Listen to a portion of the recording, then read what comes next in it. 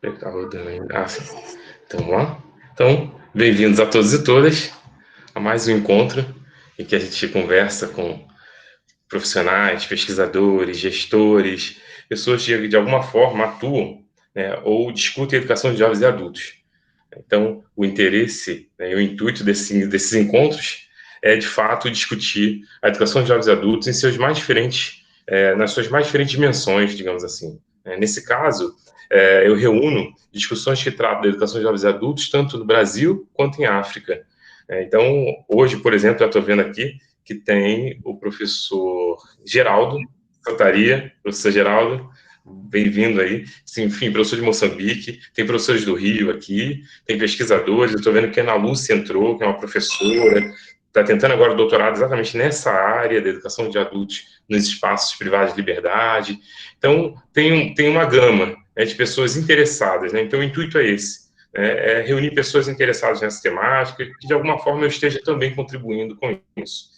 Deixa eu me apresentar. Professora Carla, eu sou o professor Luiz Carlos Ferreira, sou pedagogo, mestre em educação, doutor em políticas públicas, também relacionado à área da educação. Sou carioca, e, por força do concurso, eu vim parar nessa terra maravilhosa chamada Ceará. Então, aqui, o meu setor de estudos é manifestações culturais, em que eu, então, leciono com a disciplina manifestações culturais e educação de jovens e adultos. Então, foi com esse intuito que eu resolvi, então, trabalhar com pesquisa relacionando as duas áreas. Então, eu trabalho com educação de jovens e adultos, buscando um link com as manifestações culturais, um link na formação de professores e nas políticas públicas de educação. Então, é por isso que essa visão mais macro tem me interessado. De alguma forma, quando eu reúno representantes da secretaria, gestores, a gente está dialogando com as políticas de educação, inclusive nós já tivemos conversas sobre 2 programas ligados à educação de jovens e adultos, e trazer, então, pessoas que possam contribuir, né, com essa temática. Então, já começo agradecendo a professora Carla Poênia Gadelha Soares pelo aceite a esse convite. É uma temática, vou dizer que a educação de jovens e adultos, dentro dessa temática, né, nos espaços privados de liberdade, para mim é coisa nova, é de uma discussão nova, né, que me dá curiosidade. O nosso script foi um script bem longo, porque eu coloquei ali algumas das minhas curiosidades que possam, de alguma maneira, servir de contribuição também para quem nos ouve. Então, professora Carla, o meu muito obrigado. Eu vou apresentar a senhora e depois eu vou passar a palavra, tá certo? Antes de eu passar a palavra, quero agradecer, né, a todos e todas que estão aqui, que se dispuseram, tiraram o seu tempo, que estão me prestigiando, que de alguma maneira também têm interesse com estudos, que de alguma forma também somam aí semanalmente, sabe, professora Carla? É quase que um programa semanal e um grupo de estudos que tem se constituído. Então, a professora Carla Poênia Gadelha Soares, ela é graduada em Letras e Pedagogia, ela é mestre e doutora em Educação Brasileira pela UFC, Universidade Federal do Ceará, é professora da Rede Pública Estadual, da Secretaria de Educação Básica, também daqui do Estado do Ceará, da SEDUC, atuou como membro da Comissão de Remissão de Pena nos estabelecimentos penais do Estado do Ceará, foi coordenadora da Escola de Educação em Prisões do Estado do Ceará durante 4 anos, exerceu também função de superintendente escolar pela CRED 1, fez parte do Comitê de Discussão dos Projetos Político-Pedagógicos das Prisões, talvez eu acho que é pelo Ministério da Justiça deve ter sido.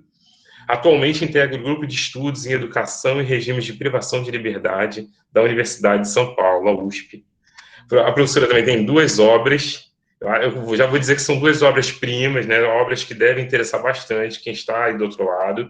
2 livros, um, Educação em Espaço de Privação de Liberdade, Descerrando Grades, publicado em 2016, e tem um outro livro, Primeira Escola de Educação em Prisões do Estado de Ceará, em 2017. A imagem desses livros tem lá no meu Instagram, tá? Quem tiver interesse, e depois a gente continua também a conversa. Professora Carla, a senhora que é a atriz de hoje do nosso espetáculo, então não vou nem falar muito. Professora, muito obrigado, fique à vontade.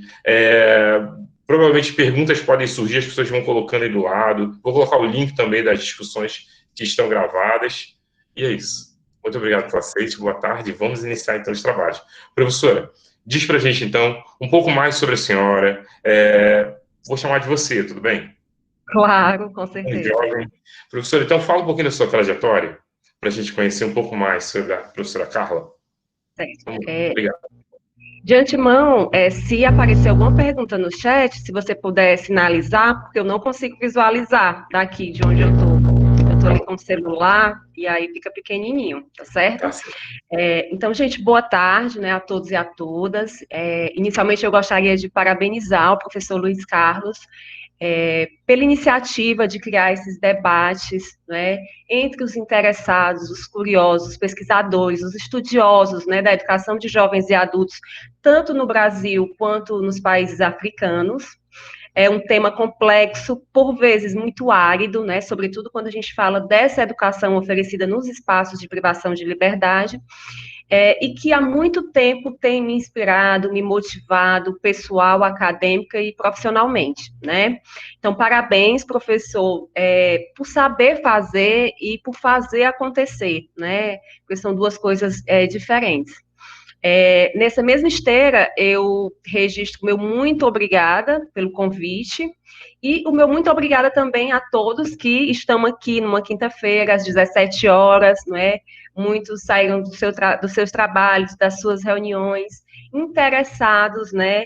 Ou em conhecer um pouco mais, ou em debater mesmo, refletir sobre esse tema, né? O senhor já me apresentou, né, bem aí com relação à parte acadêmica e profissional. Eu acrescentaria apenas algumas informações do que foi dito. Eu sou professora de língua portuguesa há 10 anos, né, da Rede Estadual do Ceará, e falar um pouco sobre essa trajetória, o porquê de ter escolhido esses espaços, sempre me remete um pouco à minha experiência de vida, né? A minha experiência de vida. Desde muito cedo eu decidi trabalhar com educação de jovens e adultos. Assim que eu entrei no Estado, eu decidi que eu me dedicaria, não é? A educação nos bairros periféricos, com jovens em situações de vulnerabilidade social.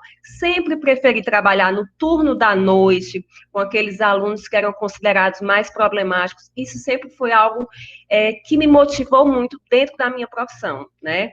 E entender do ponto de vista racional como isso se deu, às vezes é até complicado. Então, por isso que eu recorro mesmo à minha história de vida para justificar algumas escolhas que eu fiz, tanto no âmbito acadêmico quanto profissional, né? Eu morei a vida inteira aqui em Maracanaú, né? Morei na Pajuçara, um bairro do município de Maracanaú, onde eu resido até hoje.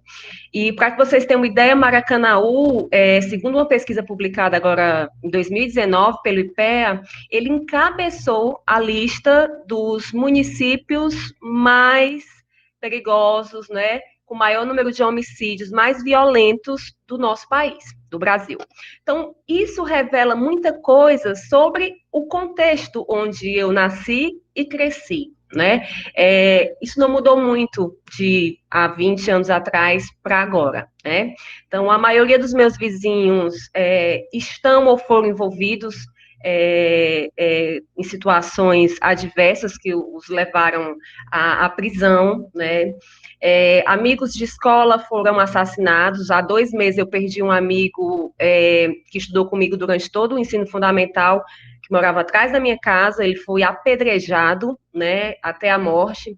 Então, assim, essas cenas de violência, elas sempre estiveram muito presentes, né? E, além disso, também existem outras questões mais relacionadas ao meu núcleo familiar, né, que tornaram a minha infância e adolescência etapas marcadas por adversidades, violência contra a mulher e muitas outras coisas. Então, eu digo sempre que o que fez muita diferença na minha vida, né, o que fez total diferença, o que foi um divisor de águas na minha vida, foi a importância que a minha mãe e as minhas tias, né, eu tenho 6 tias, mulheres maravilhosas, guerreiras, professoras, né? A importância que elas atribuíram à educação desde o meu nascimento.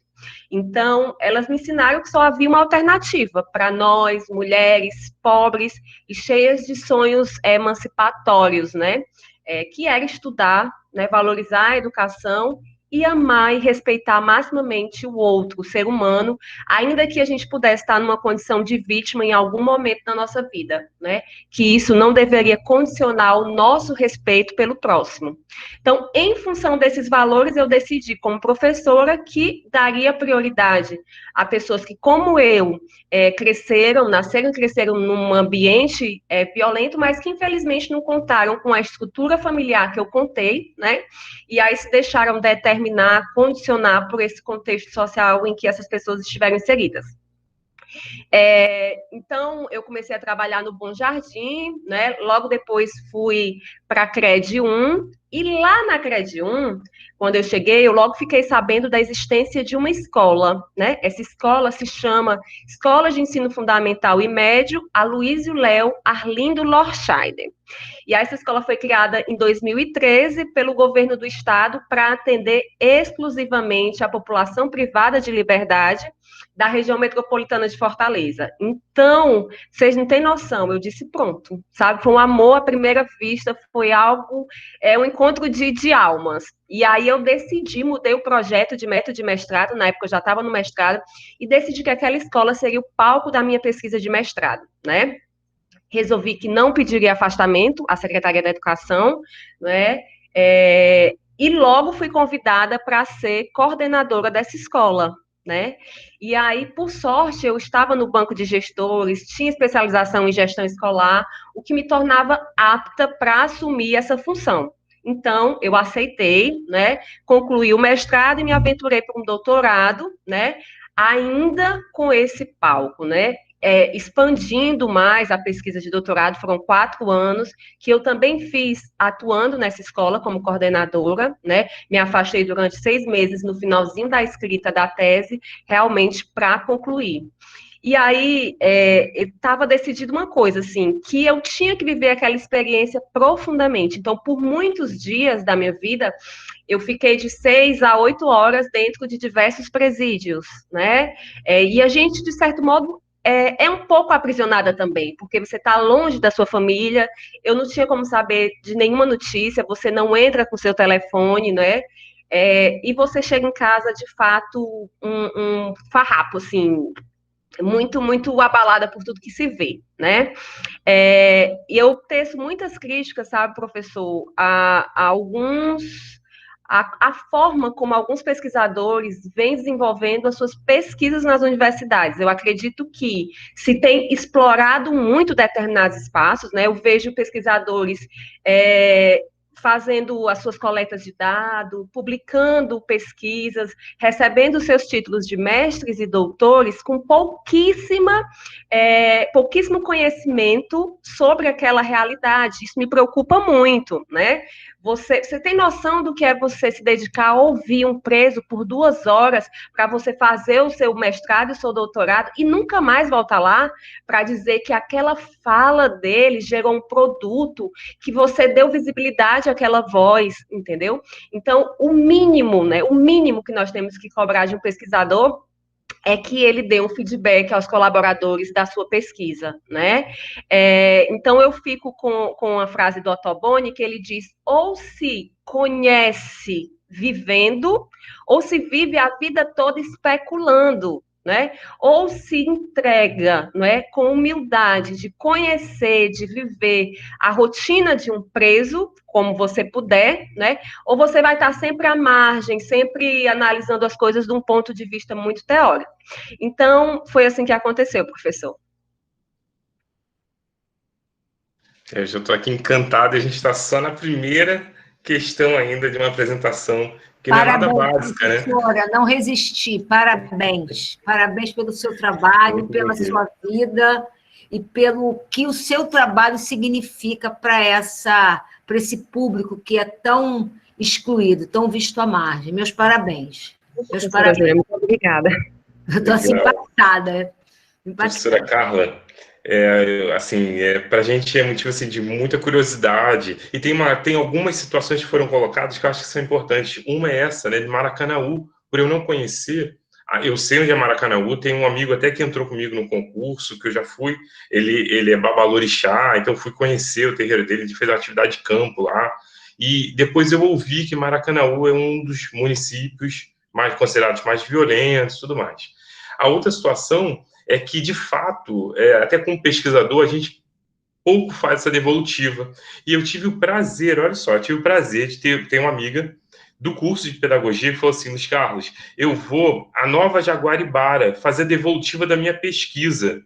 Eu falei, fazer devolutiva da pesquisa é porque ela trabalhou, porque Jaguaribara, né, modificou, né, isso, Jaguaribara era um município que foi depois projetado, né, e aí eles criaram uma cidade chamada Nova Jaguaribara, é isso. Me corrija, tá? Porque eu não conheço muito, não. E ela foi lá, achei muito bonito que ela foi fazer a devolutiva para as pessoas. Houve uma marcação do espaço físico lá no centro de convenções e ela foi devolver para a comunidade a pesquisa. Coisa que, de fato, para mim, foi uma experiência muito nova. E a sua experiência é muito rica, né? Rica para pensar o que Michel dissertou, que é outro também filósofo que a senhora colocou, né, mas que eu vou acrescentar, que vai dizer isso, né, que não dá para a gente estudar o cotidiano do alto das Torres Gêmeas, que ainda existiam quando ele escreveu. Não dá para estudar o cotidiano do alto, é preciso mergulhar nele, é preciso conviver com esse cotidiano. Então, imagina a riqueza de tantas coisas que não estão no livro, que não aparecem nos seus escritos, mas que fizeram parte da sua história nesse período de vivência. Olha, belíssimo. Então, professora, a senhora falou a respeito dessa escola estadual, se eu não me engano, está aqui, né, Escola de Ensino Fundamental e Médio, Aloysio Léo Arlindo Loscheider, cujo, então, o propósito dessa escola é atender exclusivamente a população privada de liberdade na região metropolitana de Fortaleza. Professora, nos fala um pouquinho sobre o funcionamento. Assim, ela fica dentro dos presídios, como funciona uma escola dessa? Eu tenho as minhas impressões do Rio de Janeiro, que eu até não conheci, mas sei um pouquinho de como funcionava, mas nada se compara com essa experiência que a gente tem hoje aqui com a senhora. Então, nos fala um pouquinho dessa experiência na escola, no funcionamento dela, por favor. Bom, ela, como o senhor falou, ela se chama Escola de Ensino Fundamental e Médio Aloysio Léo Arlindo Loscheider, né?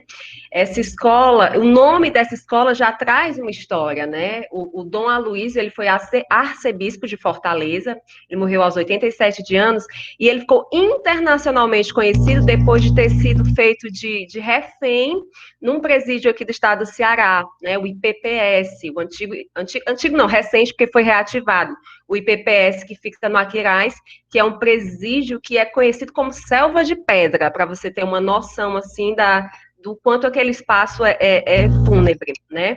E aí ele foi feito em 94, feito com de refém com mais 20 pessoas, né, na época, e foi um sequestro que durou aproximadamente 20 horas, né?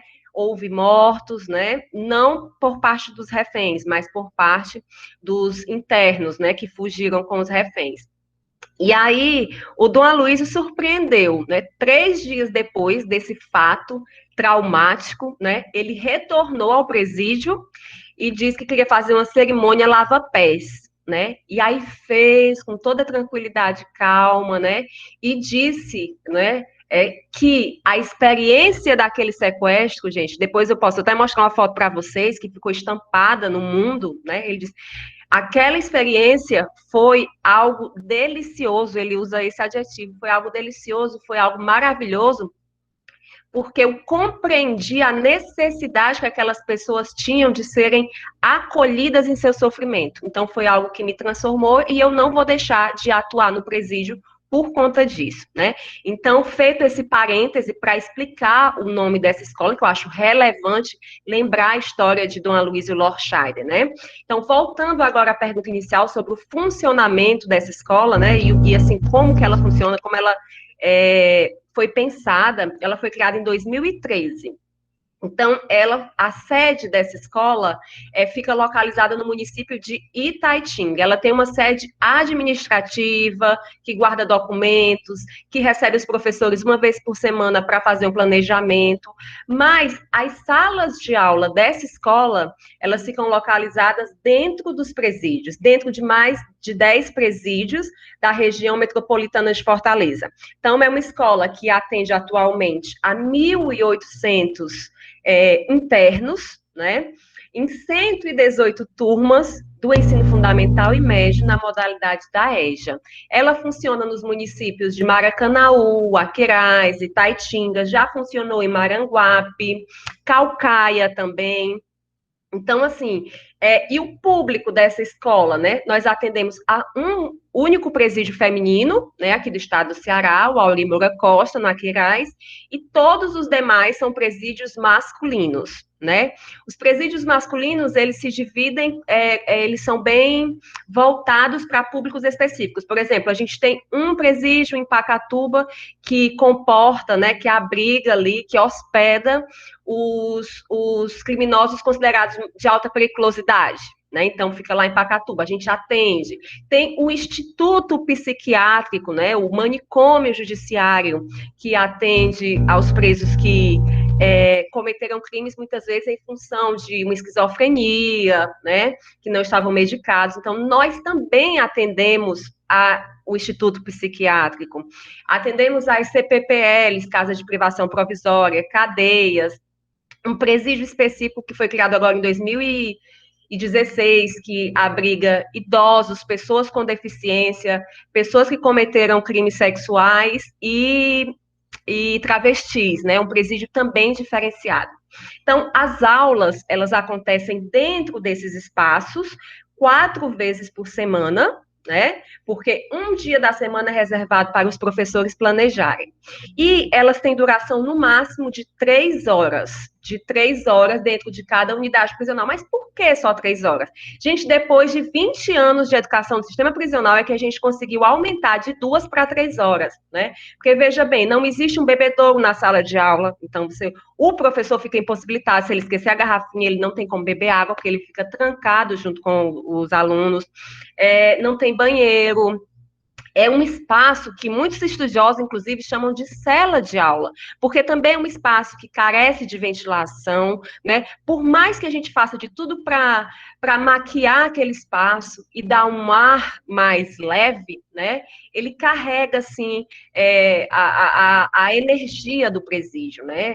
Ele fica, muitas vezes, localizado perto de celas, então o barulho é muito, muito intenso, né? Desde 2015, os alunos começaram a receber merenda, então o professor faz a distribuição dessa merenda escolar também, na sala de aula, é uma competência do professor também, não tem outra pessoa para fazer isso, né? E operacionalmente, como é que acontece, né? O interno está lá na cela dele, o agente penitenciário, que agora tem essa nova nomenclatura, né? O policial penal, recebe uma lista com o nome de todos os alunos que estão matriculados, né? E aí o agente, eu não me acostumei ainda com a nova nomenclatura. O policial penal vai até a essa cela, né? E chama os meninos. E nesse chamar, ele algema todos, né? Algema todos em forma que a gente chama de caranguejo, um preso ao outro, né? E vai levando esses internos até a sala de aula. Quando eles chegam lá, o professor já está lá à sua espera, né? E aí o policial penal tranca o portão com os internos e o professor e vai desalgemando cada um por fora, assim, da grade, né? Para que o professor comece a dar aula. Quando o professor vai dar aula, só um segundo, não! Quando o professor começa a dar aula, o agente policial penal vai embora, né? Então, ele não fica, às vezes é uma curiosidade. O policial penal fica perto, ele fica... se acontecer alguma coisa, ele vai estar ali perto? Não, gente, ele está longe, né? Ele está bem longe. Tanto é que quando termina a aula, e isso não é uma coisa que nos faz falta, né? Realmente, se ele ficasse perto, a aula não seria da mesma forma, porque os alunos estariam ali inibidos por essa presença de alguém da segurança, né? Então, quando termina a aula, depois de 3 horas, os internos ou o professor grita, né? Terminou a aula. Aí o policial vem para fazer todo o processo novamente, para levar os meninos até as suas celas, né? Então, a dinâmica é essa. Se ficar alguma dúvida com relação a isso... respondendo só a sua pergunta, eu acho que o senhor perguntou assim, e como é que funciona a educação, assim, dentro dessa escola, a EJA dentro dessa escola, né? De forma geral... eu diria que ela respira com dificuldade, né? Porque é desenvolvido num espaço que foi criado, né, que foi projetado para maltratar, para desumanizar, para aniquilar desejos, vontades de vida, né? Então, é muito difícil para a escola conviver com essa lógica opressora do presídio, né? O Augusto Thompson, no livro dele, A Questão Penitenciária, que é um clássico, que é muito, muito bom esse livro, ele diz assim que a lógica da prisão é muito contraditória. Ele diz que preparar o homem para uma vida livre, prendendo esse homem, deixando esse homem em condições de cativeiro, né? É como querer que um atleta ganhe uma corrida prendendo esse atleta por meses, por anos a uma cama, né? Ele poderia até ter o potencial para sair bem numa competição, no entanto, ele não teve o treinamento, ele não teve o acolhimento adequado para que fosse capaz de, né? Outra coisa que eu acrescentaria é a questão de como o professor acaba sendo visto nesse espaço, né?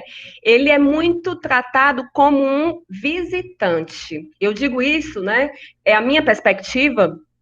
Pode ser que outros vejam outra coisa diferente, mas o professor é um visitante. Então, ele acaba recebendo, muitas vezes, o mesmo tratamento que um visitante, que um familiar de um preso recebe quando vai visitá-lo aos finais de semana. O professor é revistado da mesma forma, o professor passa pelo body scanner, que é aquela máquina que deixa a gente lá em formato de raio-x para ver se tem alguma coisa. Certa vez eu tinha tomado um comprimido, né? E na hora do raio-x, lá estava o comprimido aqui inteiro ainda. E aí eu tive que esperar, viu, o comprimido ser digerido para que fosse assegurado de que aquilo não era droga.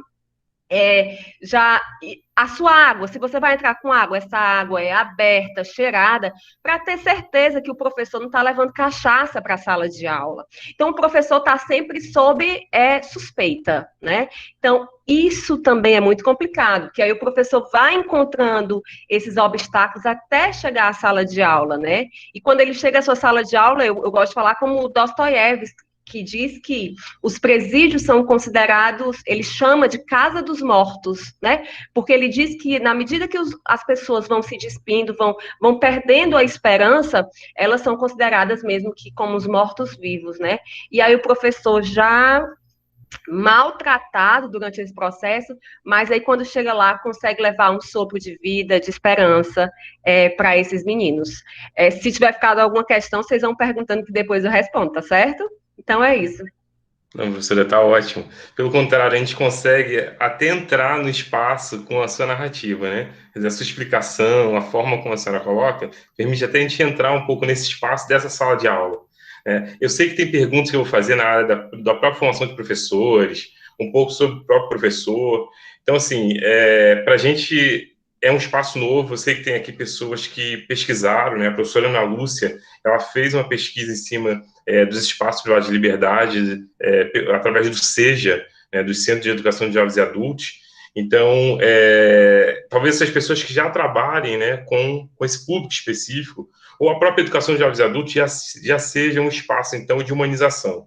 Então, já tem uma questão que a gente vai falar daqui a pouquinho sobre isso, mas eu queria entender um pouco, professora, que a gente usava um conceito e mudou, né, a definição, talvez a própria concepção em si. A gente pensava e falava no sistema prisional, né, e todo o contexto ligado, então, a essa privação de liberdade.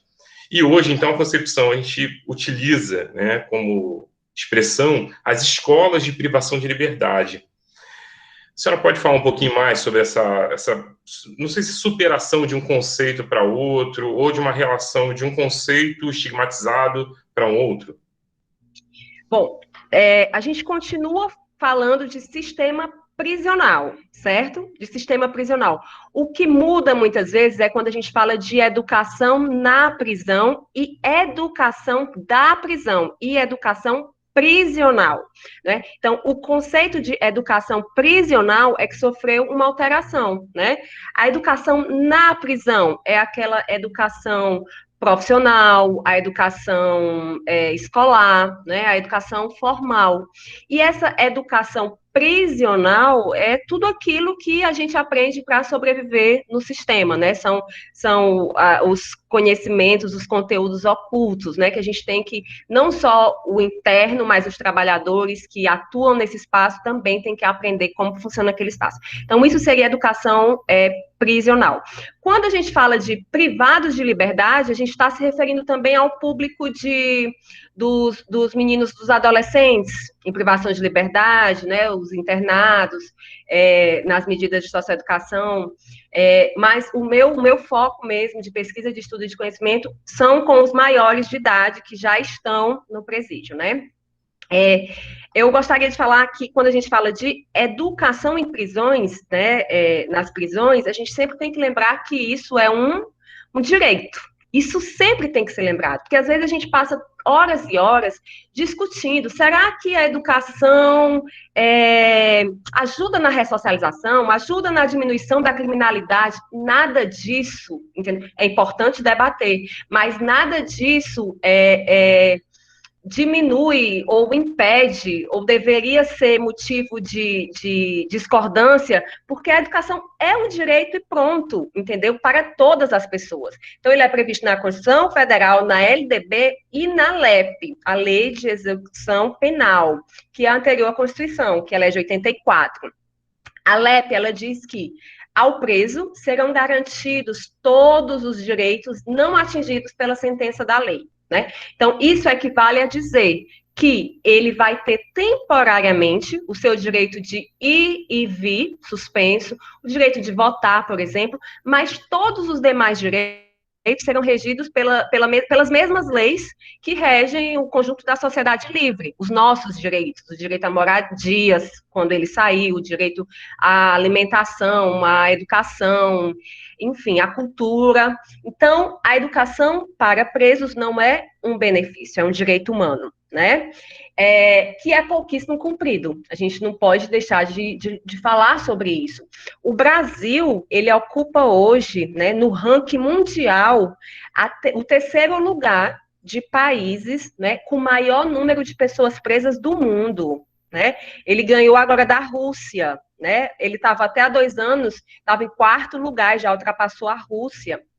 Então, a expectativa é que daqui a pouco, 1 ano, 2 anos, a gente esteja com 1 milhão de pessoas presas. Aí vamos nos perguntar, essas pessoas foram recolhidas pelo Estado, estão ali acolhidas pelo Estado. Então, elas deveriam usufruir dos seus direitos, né? E quantas pessoas, desses 840 mil presos, estão estudando atualmente, né? Apenas, né, por volta aí de 13%. É algo mínimo, né? É algo mínimo. Poênia, e se todo mundo resolvesse estudar, nós teríamos um grande problema, né? Não há espaço dentro dos presídios, não há sala de aula. Para que você tenha noção, assim, de proporção, uma CPPL da Itaitinga que atende a 2.000 presos, nessa estrutura, nós temos 3 salas de aula em funcionamento para uma comunidade de 2.000 presos naquela. Então, assim, e agora, recentemente, né, uma legislação foi aprovada para que os novos presídios não possuam em sua estrutura física espaços escolares, espaços destinados ao trabalho, para ficar mesmo assim com mais cara de navio negreiro mesmo, mais cara de depósito mesmo, né? E por falar em depósito, agora eu acabei de lembrar que com a pandemia, né, o DEPEN, do Ministério da Justiça, né, lançou aí uma orientação para que os presos contaminados com Covid fossem colocados dentro de containers dentro das prisões. Detalhe, os containers tinham um tamanho de 13 metros e teriam que ser colocados 12 presos lá dentro, para dormir, para se alimentar, para fazer suas necessidades fisiológicas. Então, assim, é algo inconcebível, é algo inconcebível. Eu penso que o Estado falha muito, né, quando a gente pensa assim, eu já vi gente que saiu do presídio depois de 10 anos preso, né, a pessoa saiu ainda analfabeta, né, a pessoa saiu, gente, que eu acho terrível, sem documento. Gente, vocês não têm noção de quantos presos não sabem o dia em que nasceram.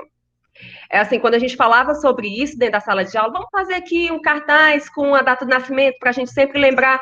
E aí a gente teve que abortar a ideia, porque isso era uma questão muito delicada. Eles não tinham registro, né? E estão lá, muitas vezes não são julgados, e às vezes foi preso de fato injustamente, e o Estado nem sabe que aquela pessoa existe, é de fato um invisível, né? Então, só voltando à pergunta, acho que eu falei demais já, né?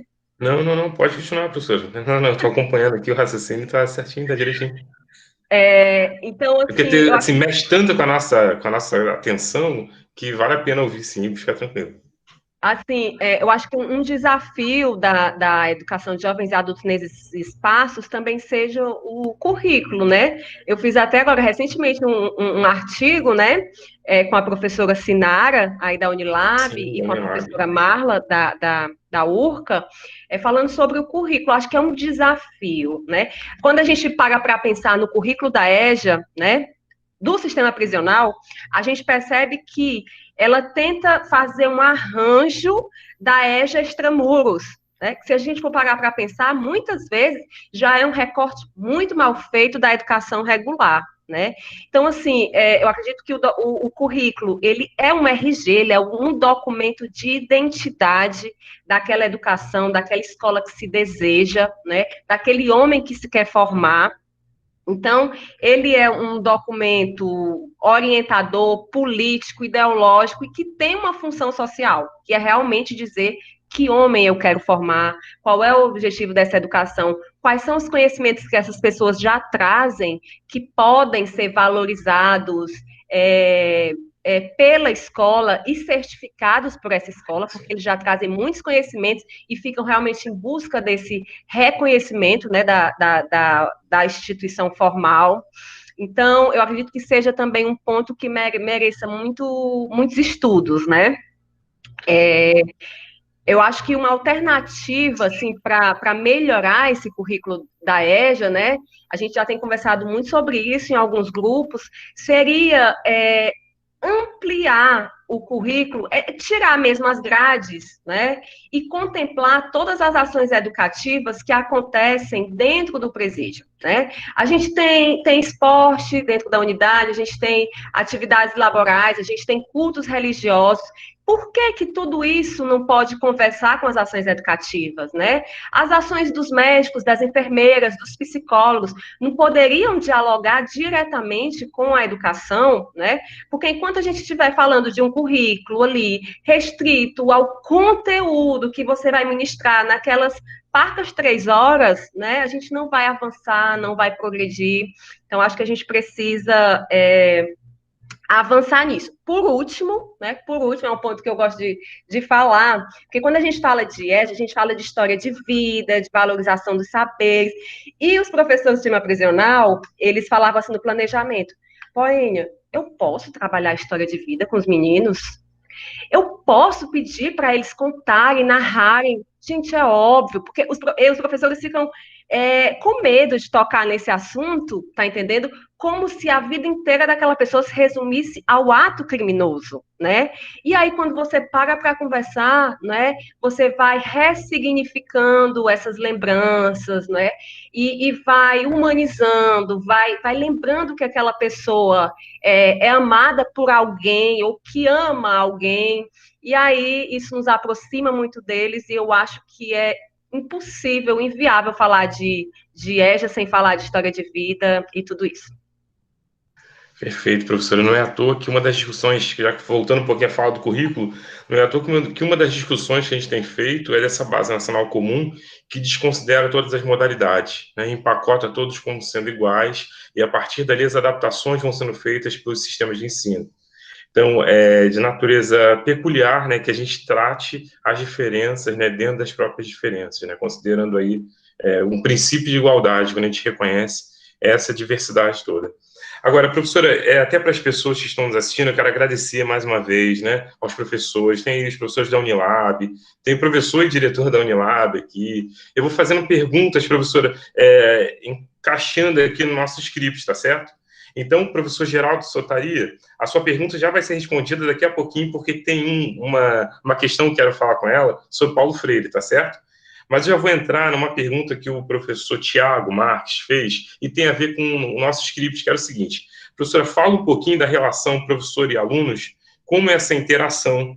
E aí a questão que ele nos coloca é para dizer o seguinte: como é feita essa escolha dos estudantes que vão para essas salas de aula?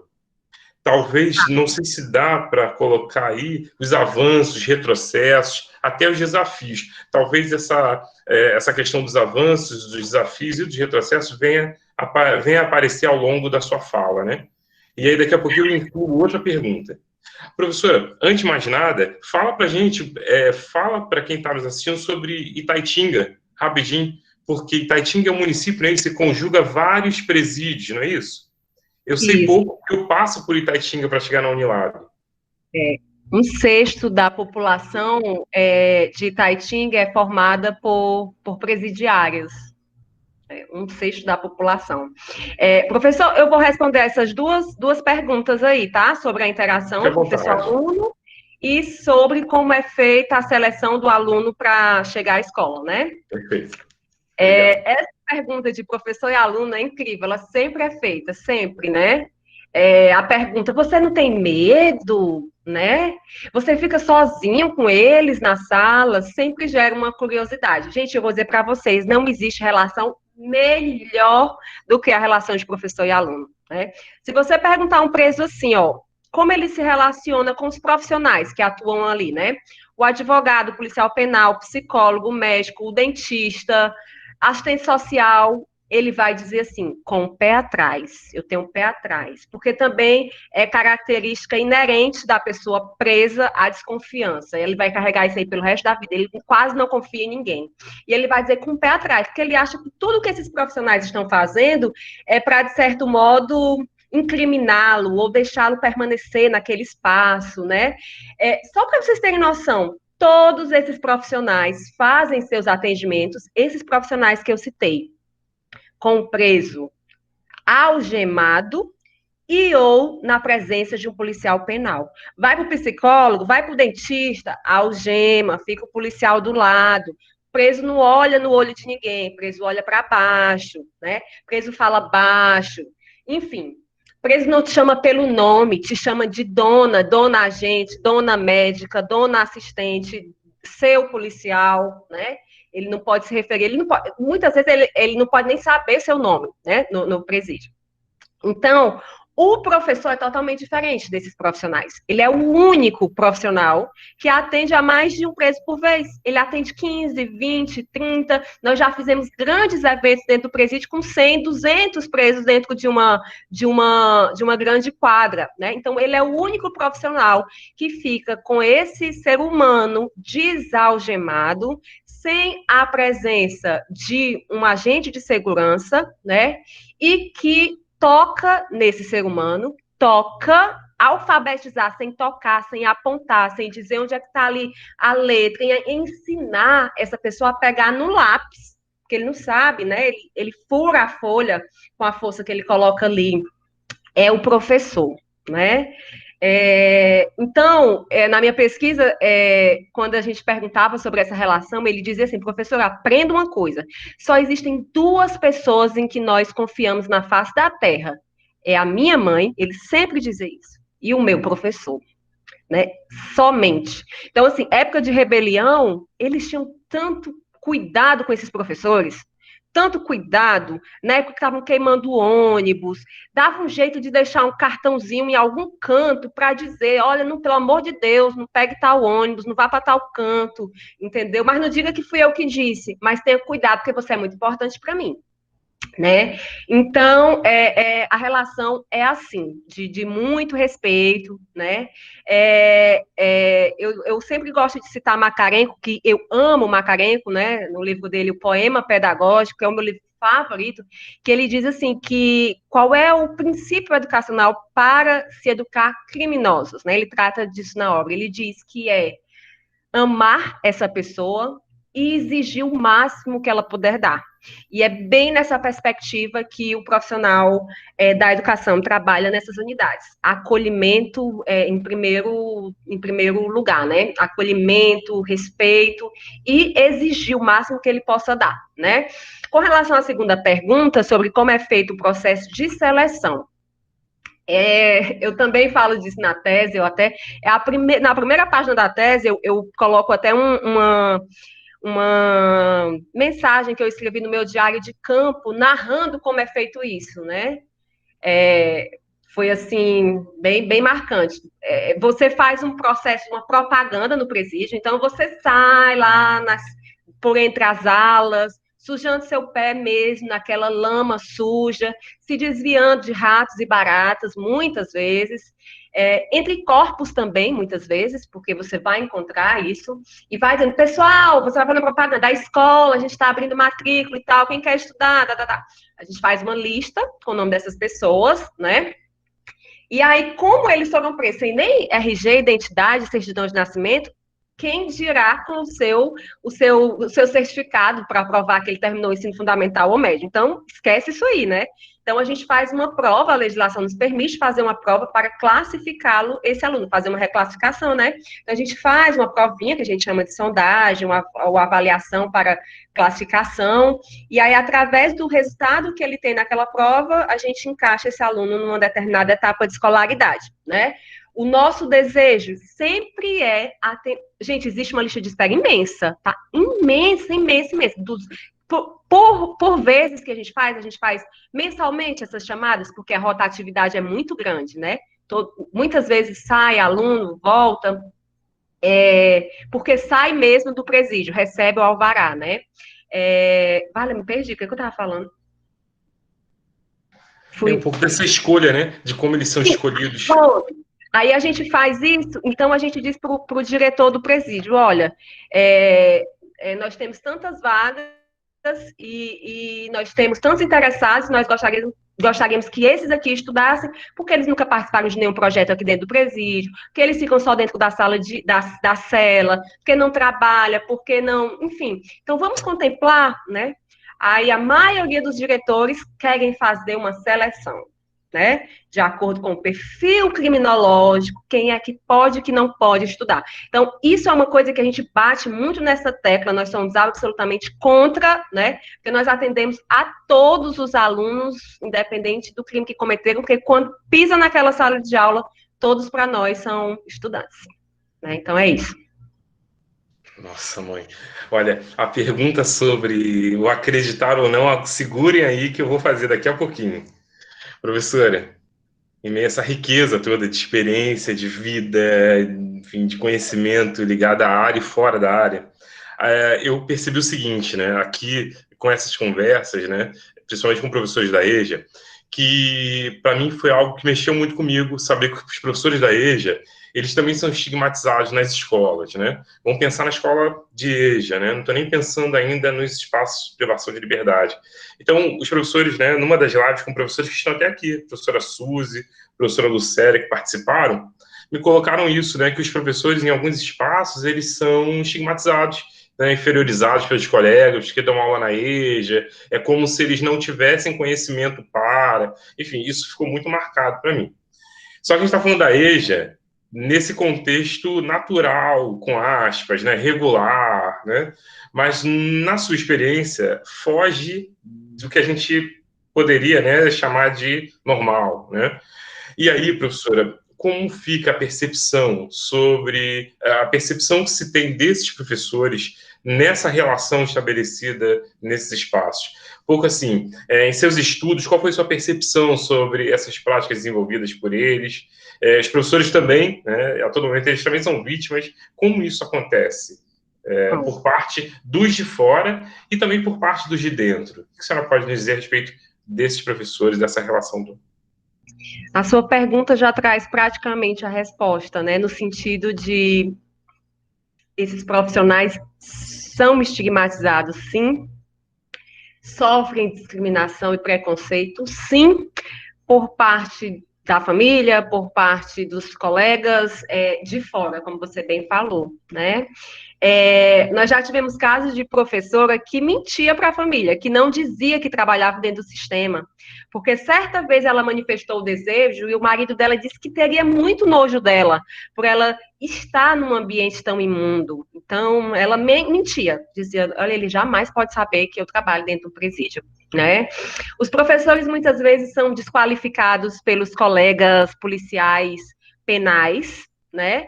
Porque eles têm muito essa coisa de dizer que professor é amiguinho de preso, professor é babá de preso, professor é X9, né, como eles chamam, é X9 porque delata os absurdos que nós vemos e ouvimos dentro daquele espaço, né?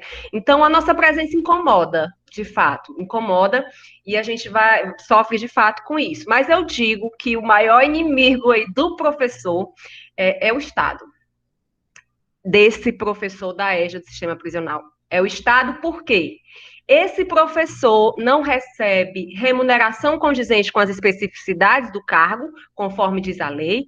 Ele não recebe nenhuma gratificação adicional por trabalhar num lugar sujo e perigoso, nenhum centavo. Ele é o único profissional que trabalha no sistema que não recebe gratificação adicional, tá? A cozinheira, o policial, a enfermeira, qualquer ser humano profissional que pise dentro daquele espaço vai receber a mais por isso. O professor, não, né? Aqui no estado do Ceará, né, é uma luta muito antiga, porque no Paraná eles são muito bem remunerados, sim, e em outros estados também. Formação, esses professores carecem de formação, eles muitas vezes são esquecidos das formações para a EJA, né? Então, eles nem são convidados, né? Esses professores não contam com nenhum tipo de apoio psicológico, nenhum. Gente, nenhum. Deveria haver, sim. Quem duvida que um professor que atua nesses espaços necessita, entendeu? Ressignificar, entender, sublimar, colocar para fora, né? Não tomar para si tantas dores que ele presencia nesse espaço, né? Além desse sofrimento psicológico, eu citaria o adoecimento físico. Gente, quando a gente fala de tuberculose aqui fora, a gente diz, isso já está erradicado, tuberculose. Tuberculose é a doença mais comum dentro do presídio. Está longe de ser erradicado. Longe. A tuberculose é algo muito recorrente. Sarna, entendeu? As pessoas estão perdendo seus dedos, sua pele, né? Rato, gente, aluno já chegou lá com a cara mordida por um rato enquanto ele dormia próximo à parte lá do banheiro, um rato mordeu. Então, assim, são muitas situações. Então, esse professor necessitaria, no mínimo, né, de um apoio psicológico. Então, eu acredito que ele sofre, assim, tudo isso que você mencionou, de discriminação, preconceito, desvalorização, e por onde quer que eu passe, isso vai ser dito, vai ser denunciado, e é uma coisa pela qual me envergonho muito, né? E vou fortalecer, Outra coisa, por que esse professor não faz uma greve? Porque ele é um professor de contrato temporário, né? É um professor que tem medo de perder o seu emprego. Poênia, mas não pode ir efetivo para lá? Pode, e eu até convido, né? Qualquer professor da rede estadual que queira ser professor no presídio, pode, né? Mas até agora nenhum quis. É isso. Quer dizer, são essas condições que são impostas, né, pelo Estado. Quer dizer, como a senhora colocou, quer dizer, o professor efetivo pode, mas quem quer? Né? Que garantias tem e que relação diferenciada ele tem que o estimule enfim, a trabalhar num espaço que é um espaço, não deixa de ser também um espaço ameaçador, né? Quer dizer, é um espaço de muita relação humana que a gente está falando, e eu vou chegar agora nessa dimensão humana, em que a gente acredita, né, que essa educação é capaz de transformar, que a gente acredita que esse conhecimento, né, que se busca nesse espaço, principalmente pelos detentos, seja realmente para que fortaleça as suas vidas, para que possam, de fato, resgatar aquela cidadania negada, perdida, mas também não deixa de ser um espaço que ofereça riscos, né? Então, para o professor, né, efetivo, o professor, enfim, né, talvez não seja ainda um espaço que ele gostaria de estar, quando, na verdade, ele é tão rico, né? Basta se entregar na sua história que a gente já sabe da riqueza que tem. Então, professora, quando a gente fala dessa pedagogia humana, né, dessas questões mais humanas que envolvem a consciência libertadora, a consciência crítica, por meio da educação, a gente está resgatando Paulo Freire, né, e a todo momento eu acho que Paulo Freire passa por toda essa discussão. E aí, professora, vem uma pergunta que eu acho meio que crucial. Saber se a senhora realmente, de fato, acredita que essa educação é capaz de transformar essas pessoas nesses ambientes, porque, assim, meio que descortinando aquilo que a gente, né, pode falar, né, claro. Então, nos bastidores, a senhora acredita que, de fato, tudo isso que a gente trabalha na sala de aula, tudo isso que a gente acredita, né, enquanto espaço formal de educação, seja na educação de jovens e adultos, nesses espaços regulares, mas agora vamos mergulhar nesse espaço que é um espaço mais delicado. O que a senhora nos diz sobre essa transformação? Vou dizer que sim, vou dizer que não ao mesmo tempo, e vou explicar por quê, né? Eu digo que sim, porque eu já presenciei, de fato, né? Eu tenho exemplos recentes, inclusive, de pessoas, de presos que tiveram suas vidas completamente transformadas em função da educação escolar que receberam dentro do presídio. Né? E todos que saem estão aqui na universidade, né? Nós temos ex-presidiários ocupando os bancos da Unilab, bancos da UES, bancos da UFC. Né? Tem uma pergunta em cima disso. Isso, que eu tive o prazer de participar da matrícula desses meninos. Eu lembro que um deles, eu fui fazer a matrícula lá na UFC, por meio de procuração, e eu não deixei de passar por meio do que a gente chama de agente é bicho, né? Que ele sai pintando a gente, e eu disse, não, eu vou querer ser pintada, porque eu me senti tão parte daquela aprovação daquele menino, entendeu? Que eu fui pintada, tirei foto, digo, olha, era para você estar lá, mas eu aproveitei por você, entendeu? Representei, você tá aqui a foto, daqui a pouco é você. E ele tá lá, nos bancos da UFC. Então, eu tenho esses exemplos, né? São poucos. Tem o exemplo de gente que passou em direito na federal, saiu e depois caiu novamente, entrou novamente, reincidiu no crime. Quase que eu morro, porque a gente fica, assim, muito abalada quando isso acontece, né? Mas, sendo agora racional e crítica a respeito disso, né? Quando eu falo de educação no sentido freiriano, eu estou dizendo que a educação, ela acontece ao longo da vida, o tempo todo, que todos os espaços educam, que a gente aprende a toda hora, a todo momento, mesmo quando a gente não quer. Né? Então, nós temos uma educação formal, mas nós temos essa educação informal. Então, vamos lá, nós temos 3 horas de educação escolar e 21 horas aí de ócio, né? De aulas sobre o crime, de muitas coisas negativas. Enquanto o nosso projeto político-pedagógico, for pensado somente nessas 3 horas de educação escolar, certo? Vai ser muito difícil, de fato, falar em transformação, tá certo?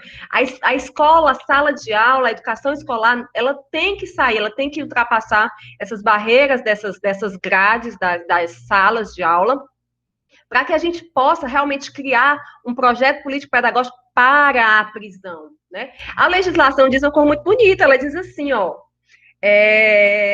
a prisão é uma instituição educativa e todos que atuam nesse espaço são, portanto, educadores sociais. Olha só que bacana. Ela é uma instituição educativa, sim, porque ela ensina muita coisa. Mas qual é a pedagogia que tem embasado a prática da prisão, né? Já tem até um estudioso que falou sobre qual é essa pedagogia. É um cearense chamado Antônio Rodrigues, que fez uma dissertação e uma tese chamando isso de pedagogia da despossuição.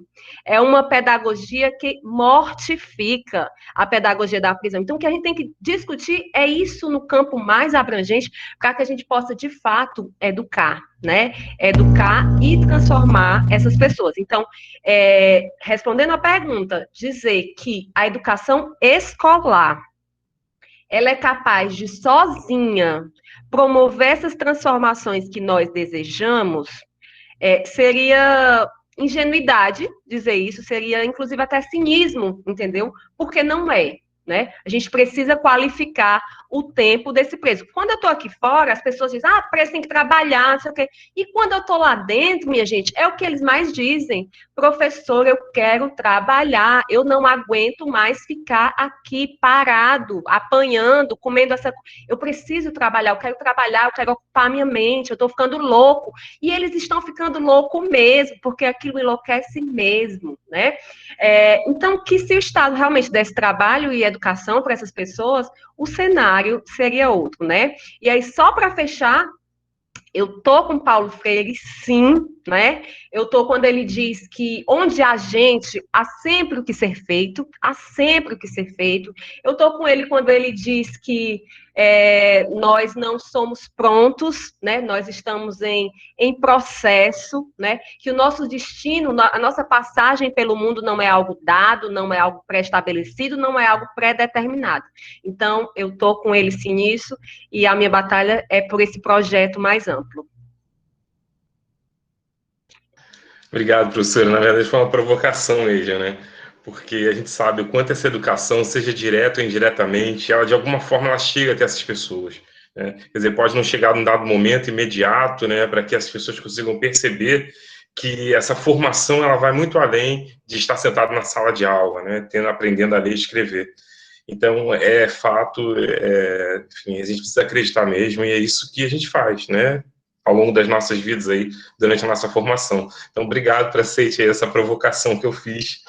E, professora, isso não está no script, não, mas eu vou fugir um pouquinho do script. Fala um pouquinho da formação desses professores que atuam, porque se não são professores efetivos, são professores contratados, tem alguma formação para que eles possam atuar nesses espaços?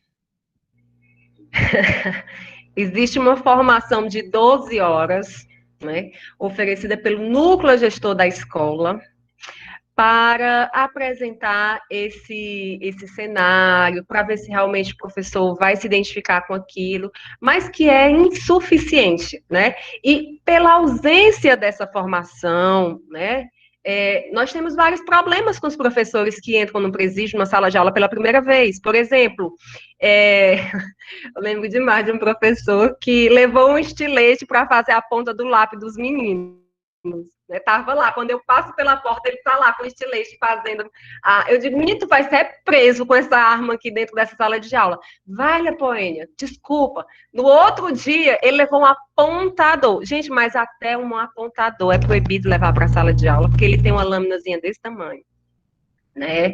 Eu acho incrível, né, o medo que a segurança do presídio tem, que o preso que estuda, né, faça atrocidades com material pedagógico, né? Tipo assim, dá uma revista para um preso, pelo amor de Deus, já recebi notificações e notificações dizendo que não se pode dar uma revista para ele levar para ler na cela, porque com aquela revista ele vai amassar tudo e vai tapar o buraco que ele fez. Enfim, são muitas viagens, entendeu? Muitas viagens mesmo, porque eu não acredito que seja com esse material que ele vai fazer uma grande atrocidade dentro dessa unidade. A caneta, né? A caneta, eles às vezes têm muita dificuldade, ele não pode levar esse material plástico. Tanto é que eles chamam caneta de tinta, porque eles só podem usar essa parte, o refil, né? Então, é complicado. Então, a formação, né, voltando à pergunta, ela é muito superficial, ela é inicial, ela é mais uma coisa assim para esclarecer as regrinhas daquele espaço, entendeu? Deixa muito a desejar no sentido de identidade dessa população e tudo isso. Porque a gente está falando de uma especificidade, né, que de certa forma exige do professor um outro conhecimento, né, já que a gente está falando de cultura diferente, né, enfim, é uma outra cultura nesse espaço que a gente está falando com um espaço diferenciado. Então não dá para em 12 horas formar professor, enfim, né, é muito mais, como a senhora falou, explicar as regras do jogo, né, para que ele possa já a provocação aí, viu, professor? Já faça a provocação de lá, vamos lá formar esse professor, vamos fazer um projeto de Pois tá vendo? Aí agora eu que vou aceitar a provocação, né? Então vamos lá, ver o que vocês estão fazendo. Bom, eu tenho aqui a professora Elisângela André, a professora Simar, então a gente pode pensar aí em conjunto. Tem a professora Isabel Orquiz, lá do Piauí, que pode vir para cá, para o Ceará. Agora, então, com a internet, a gente pode fazer formação variada. A professora Ana Lúcia também está aqui. Agora, professora, eu não sei se cabe, eu acho que sim, né? Eu no script já havia conversado com a senhora sobre algumas curiosidades, né, dessa cultura prisional. Eu penso que uma delas é essa relação muito bem estabelecida entre quem manda e quem obedece. Mas, assim, e sei também que a senhora tem fotografias que serão mostradas ainda no próximo bloco aí. Mas que curiosidade a senhora pode falar com a gente a respeito desse trabalho que foi desenvolvido? Tem a questão da linguagem, né? Que é bem diferenciada, né? Assim, eles utilizam várias palavras que a gente tem que se apropriar para realmente conversar com esses meninos. Bilhete é catatal, caneta é tinta, pão carioquinha, gente, é chumbinho, chumbinho. Eu fiquei, meu Deus, será que é porque é muito ruim, né? Manteiga é graxa, enfim. Tem todo esse vocabulário, né? Essa linguagem diferenciada e que a gente tem que incorporar na sala de aula, porque faz parte da cultura prisional, faz parte daquela do cotidiano daqueles meninos, né? Eu destacaria como curiosidade o prestígio que os escribas, né, que quem é alfabetizado dispõe nas celas, né, porque são as pessoas que ficam encarregadas por fazerem as cartas aos familiares. E, gente, acredite, embora nós saibamos que existe muito celular dentro dos presídios, mas acredite, a carta ainda é um dos gêneros mais utilizados por esses meninos para se comunicar com a família, né? Às vezes existem alguns grupos que recolhem essas cartas, né, uma vez por semana e vão deixar nas residências, ou os familiares vão buscar essas cartas. Então, as pessoas que são alfabetizadas dentro do presídio, elas gozam de determinado prestígio, né? E são muito respeitadas porque elas acabam sabendo dos sentimentos, dos segredos daquele que solicitou a carta, né? Curiosidade de lá, eu trabalhei com presos de todas as classes sociais, né? 99% dessas pessoas eram pobres, mas eu trabalhei com milionários, né? Eu trabalhei com milionários, com as pessoas que estavam envolvidas no assalto ao Banco Central, né? Então, é uma coisa que também desperta curiosidade, porque esses meninos eram uma graça. Toda vida que eu chegava lá emburrada, eles me ofereciam 1 milhão. 1 milhão de reais. Professor, eu ainda tenho 9 milhões lá fora, viu? Se o problema for dinheiro, então você tem que ter muita responsabilidade quando você atua num espaço desse para não aceitar um alfinete que seja, né? Você tem que ser muito íntegra, de fato, para que aquelas pessoas compreendam que elas são muito gratas, elas acabam sendo muito gratas por tudo que você faz, como se achasse que aquilo não fosse a nossa obrigação. Então, a tentativa de presentear, ela é imensa, né? Então, é um cuidado que todos nós temos que ter, né? Palavrões, muitos não são permitidos no ambiente prisional, a gente pensa que palavrão, mas aqueles que se referem à mãe, né, a mãe, filho da, é proibidíssimo, né? Eu acredito que outra questão que a gente também, que desperta a curiosidade, é sobre a questão de gênero dentro da unidade, de mulher, né? Nós precisamos pensar numa política pública voltada para essa mulher encarcerada. Lembra que eu falei dos homens, que tem presídio para idosos, para cadeirantes, para travestis, para pessoas que cometeram crimes sexuais, para, enfim... Nós não temos, por exemplo, um instituto psiquiátrico para as mulheres que sofrem de esquizofrenia, por exemplo. Então, todas as mulheres lactantes, grávidas, esquizofrênicas, todas ficam no mesmo espaço. Então, é algo que a gente tem que pensar. E certa vez me disseram, antes de eu conhecer o presídio feminino, que presídio feminino era o primeiro presídio feminino do estado do Ceará construído com a estrutura para receber mulheres. E até hoje eu me pergunto o que é que esse presídio tem diferente. Aí eu descobri, as grades são pintadas de rosa. As grades são pintadas de rosa. E tem uma salinha que eles chamam de espaço para as mulheres amamentarem seus filhos, né? Então, é absolutamente terrível a situação das mulheres encarceradas e é uma coisa que vai aumentando muito, né?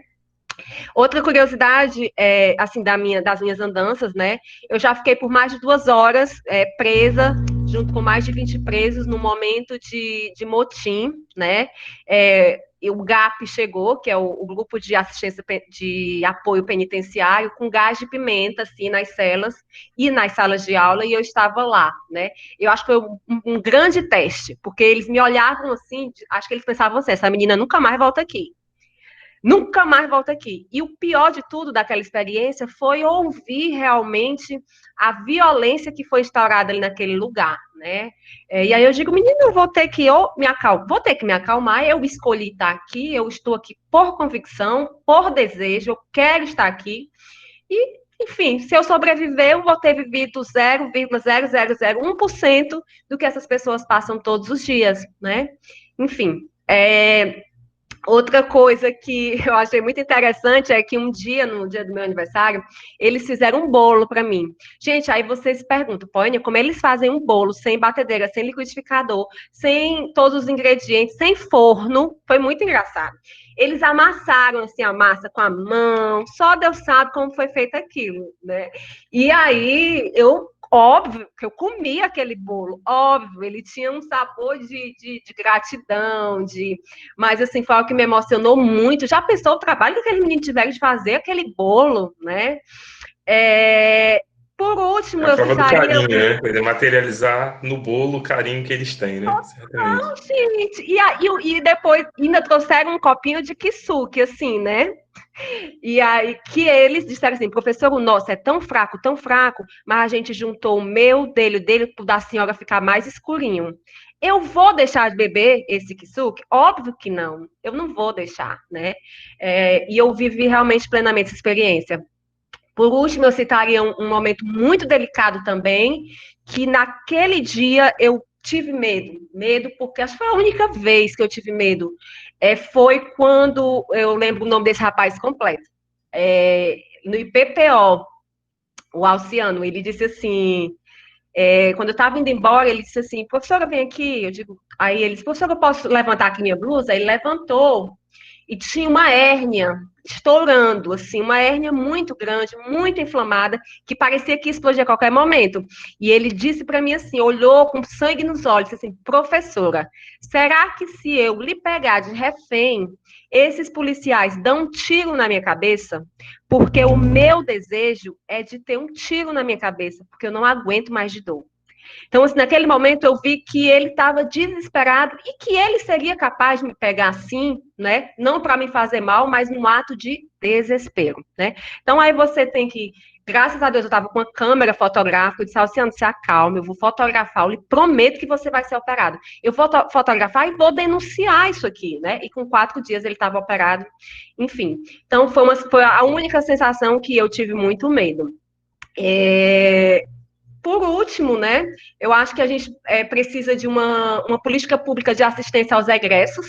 Não raras vezes, gente, eu encontrei preso com seu ex-presidiário, com seu alvará de soltura na mão, na porta do presídio, por 2, 3 dias, sem ter para onde ir, com a blusa que diz assim, interno do sistema penitenciário. Para onde esse ser humano vai, sem um tostão do bolso, com alvará na mão, com a blusa do sistema, porque o sistema perdeu a sua roupa de quando ele entrou? Para onde esse ser humano vai? Para onde? Vai assustar o povo na rua com essa roupa, entendeu? Então, a gente precisa de uma política pública efetiva para os egressos.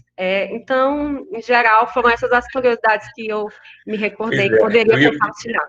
A senhora finalizou com um início de uma pergunta que ia fazer sobre os desafios que a professora Elisângela já perguntou. E relacionando os desafios às políticas, eu acho que a senhora já sinalizou uma delas, né? O quanto nós precisamos de políticas que se integrem, né? Não somente a educação, mas também o próprio sistema, que de fato reconheça esse sujeito cidadão enquanto pessoa humana, né? Que eu acho que é o que, de tudo fica aí a essência um pouco dessa denúncia, né? Da gente esquecer que nós estamos falando de valores, de crenças, de pessoas humanas que, em algum momento, enfim, deslizaram na vida, né? Mas que não podemos esquecer de todo resgate, né, de experiência, de vida, de sabedoria que elas têm.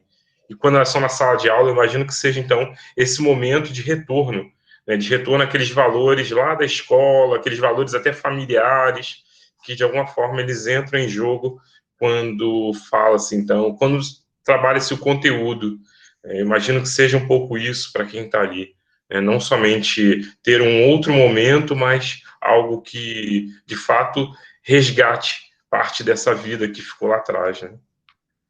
Professora, temos fotos, temos imagens?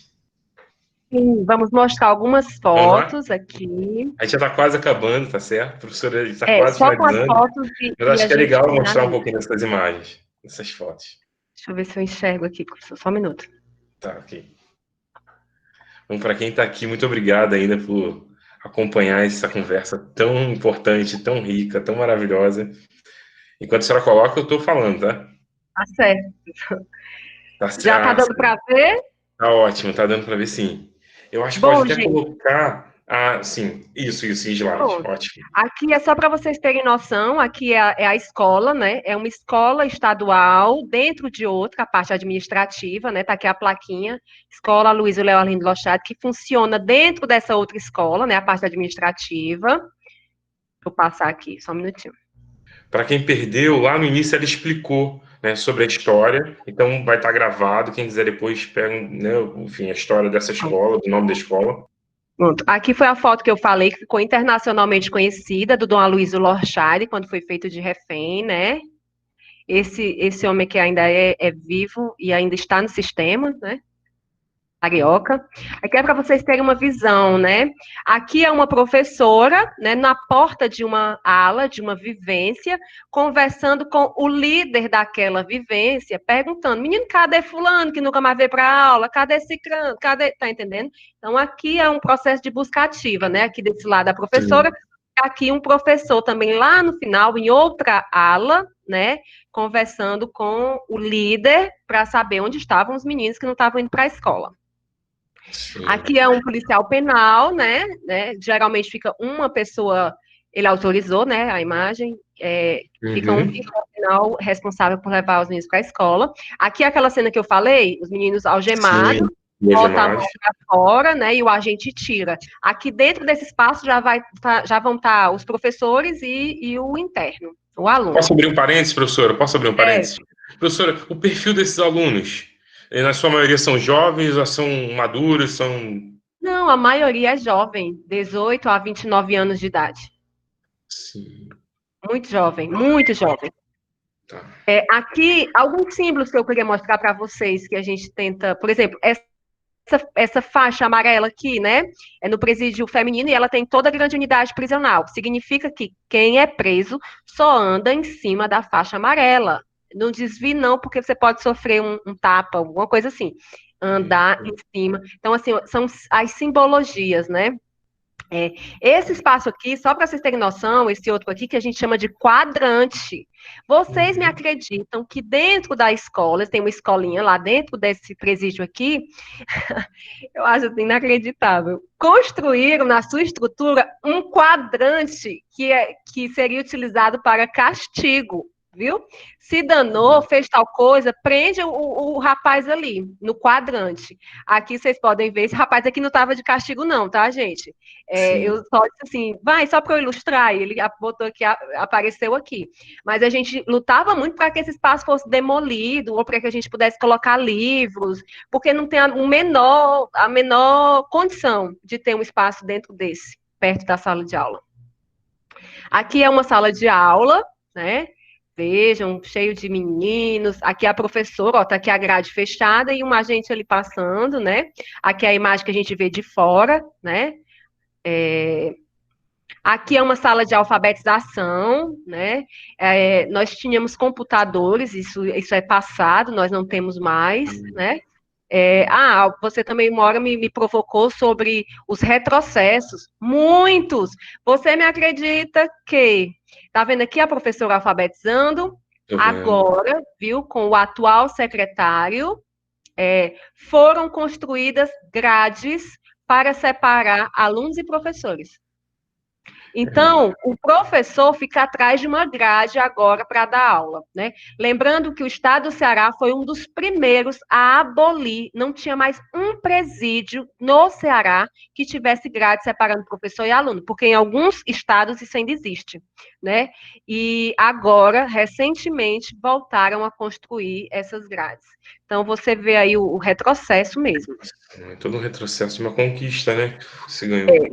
Aqui é mostrando que existem espaços inadequados. A gente viu ali sala com computador amplo e tal. Mas veja só, um dia colocaram um professor numa cadeia pública, essa cadeia pública é a de Aquiraz, num espaço que cabia apenas 4 alunos. Nesse tempo aqui estava tendo um surto de, não sei se era meningite ou era sarampo, era uma epidemia aí de uma doença, né? E veja a situação aqui do professor que não pode nem se mexer porque não tem espaço, né? Graças a Deus esse espaço foi desativado, porque a gente tem que parar de fingir e de aceitar colocar um professor numa situação dessa, né? A gente não pode colaborar com um negócio desse. Não tem sala de aula, então pronto, não vai ter professor, a gente não vai colocar lá na propaganda que aqui tem aula não, porque não tem espaço.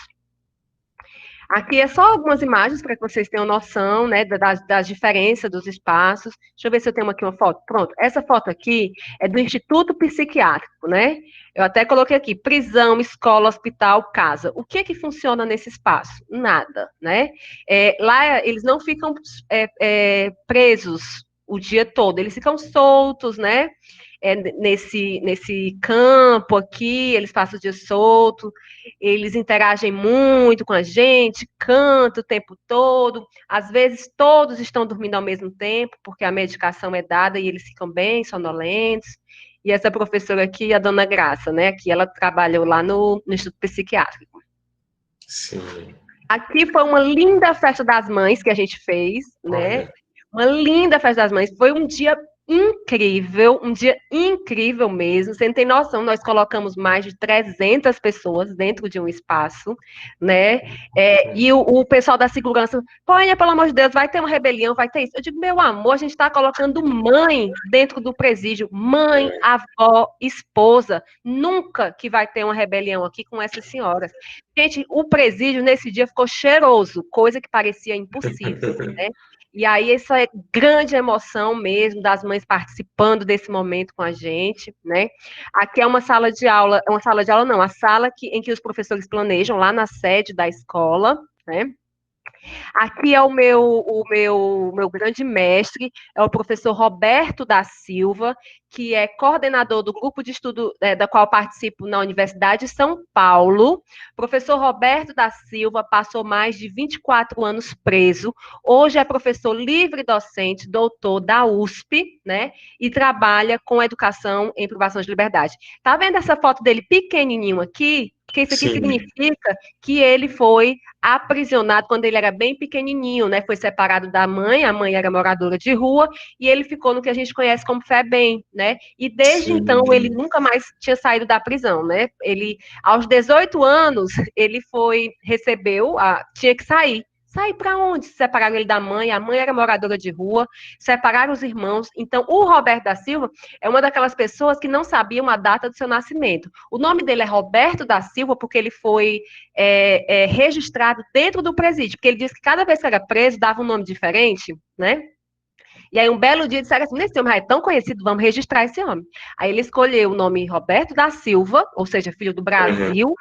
Tanto é que o nome do livro dele é Filhos do Estado, né? Filhos do Estado. Porque ele diz, eu sou um filho do Estado e o que eu consegui hoje, ser professor da Universidade de São Paulo, eu não devo isso ao Estado, né?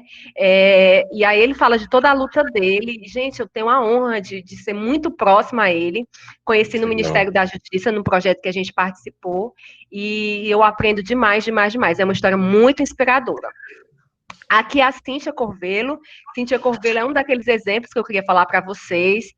A Cíntia é paulista, mas foi presa aqui no Ceará, né?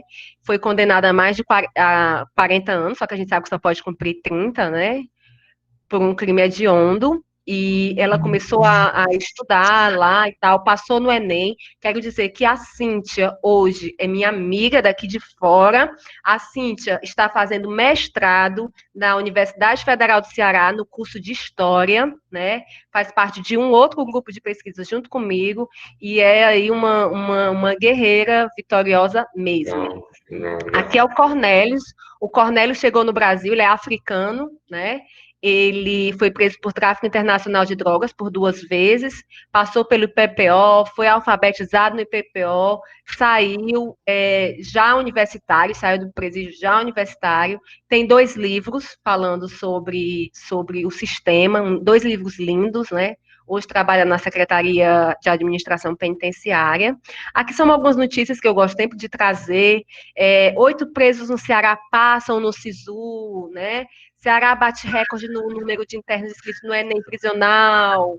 4 garantem vaga no SISU e 8 conquistam bolsa do ProUni. 1.000 presos vão fazer Enem no Ceará.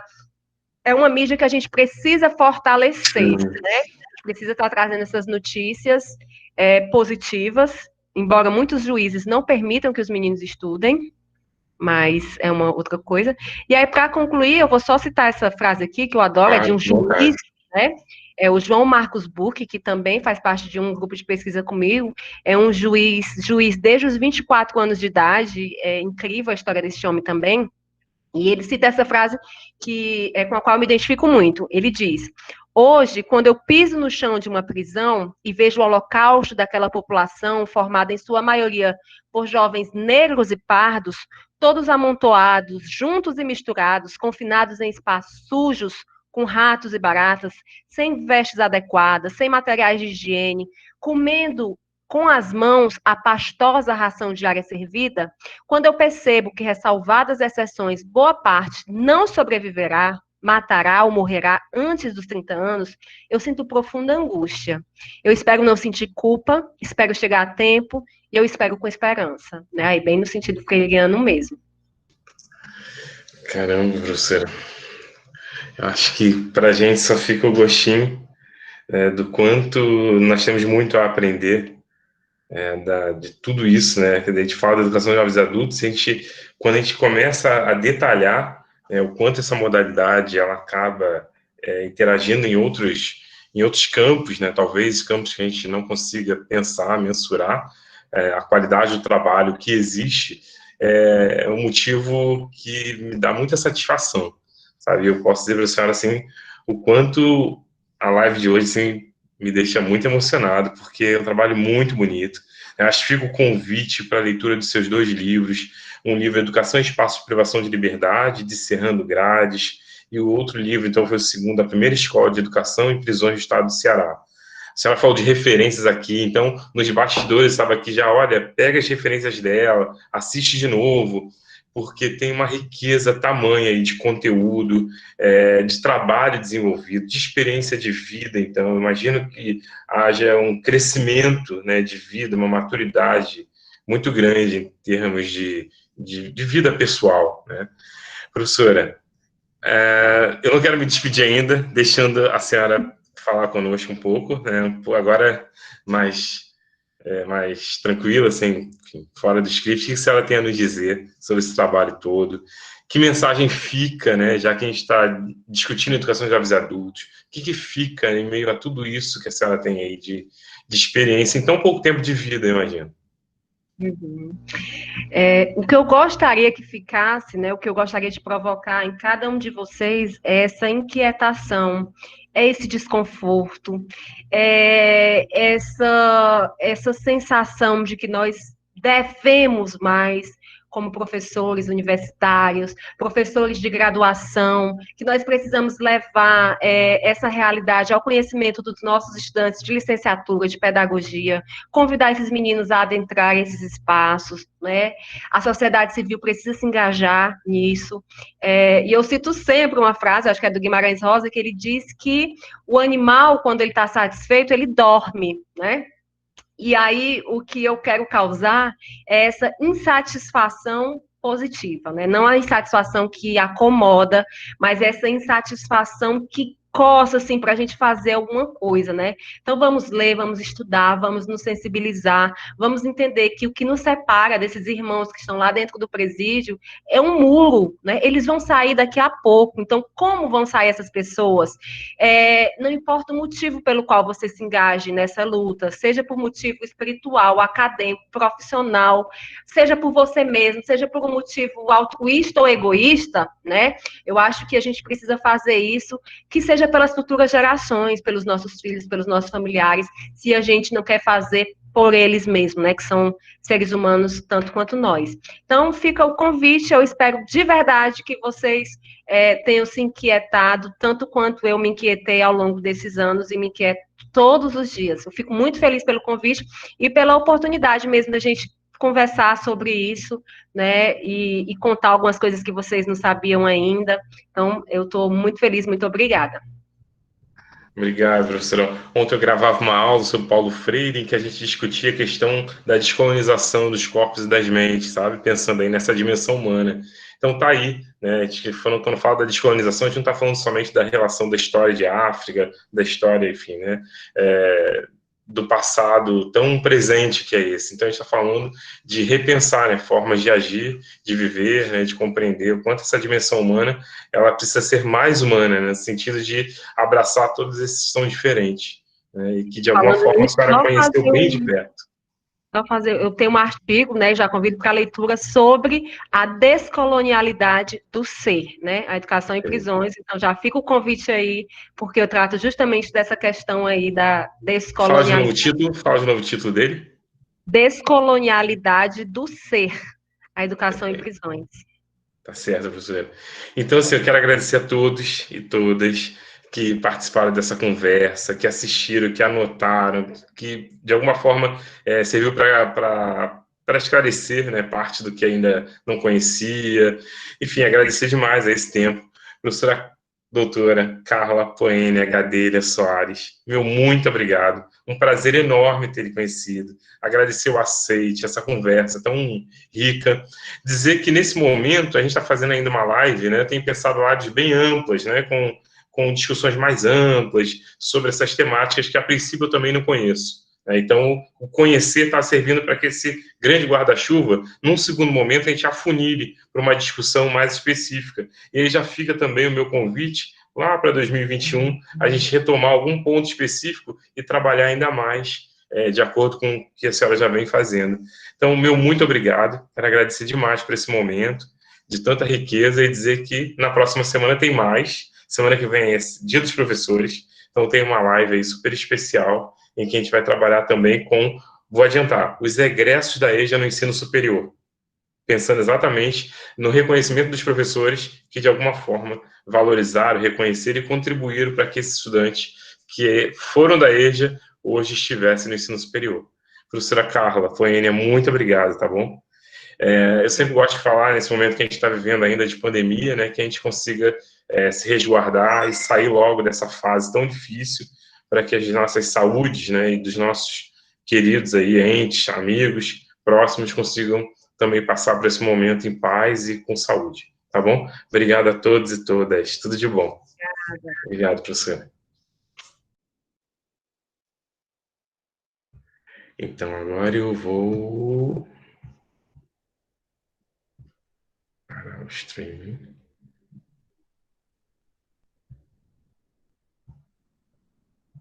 Interromper a gravação.